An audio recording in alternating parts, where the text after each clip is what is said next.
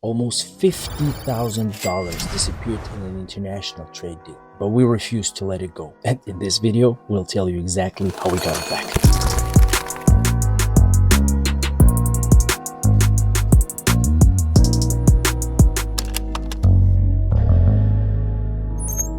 Alright, let me give you some context here. I was in the United States, Houston, Texas. A normal business trip. Over the course of 2 intense weeks, I was meeting suppliers across several industries: metal, steel, timber, oil field machinery, and a few other segments. Dozens of meetings, factories, traders, wholesalers. One of the companies we met was a large wholesaler dealing with various machinery and steel products. During our discussions, we reached an agreement to start with a small trial batch: industrial pipes intended for the oil and gas industry. The terms looked standard, the communication felt professional, nothing raised red flags. So we moved forward. We had to pay close to $50,000 for industrial goods. That is where the real story began.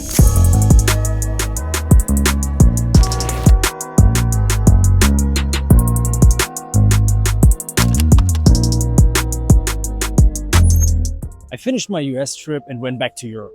The payment went out, the confirmations came in, and then silence.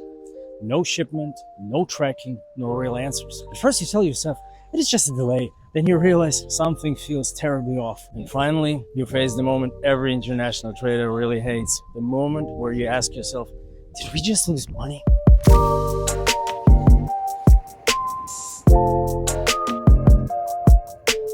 We gave it time. We followed up professionally, firmly. We repeatedly were assured that the shipment would follow within the agreed time frame, but instead of the shipment or refund, we received excuses, delays, and shifting explanations from multiple people inside the company. Despite repeated formal requests, we had no other option than to escalate the matter formally and legally.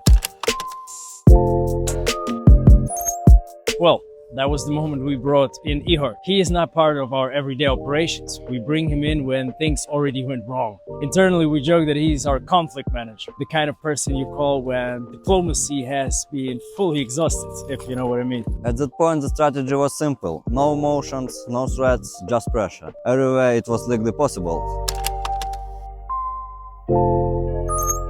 And when we say everywhere, we mean everywhere. For 4 straight months, we pushed from every possible angle. We wrote messages on LinkedIn, not just 1 or 2.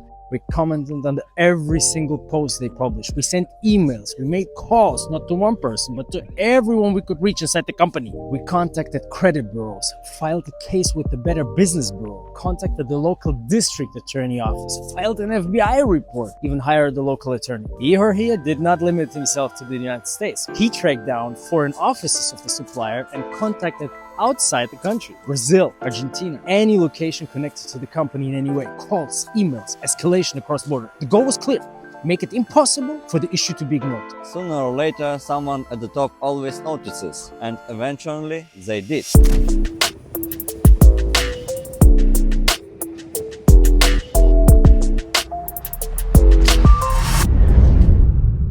Now, as it's getting colder outside, we hopped in the car and are heading towards a restaurant, and we'll finish the video there.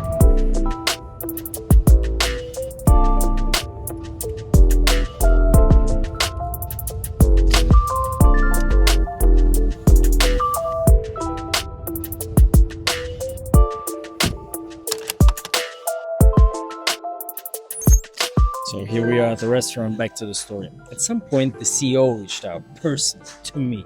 Not sales, not accounting, directly. They asked us to stop.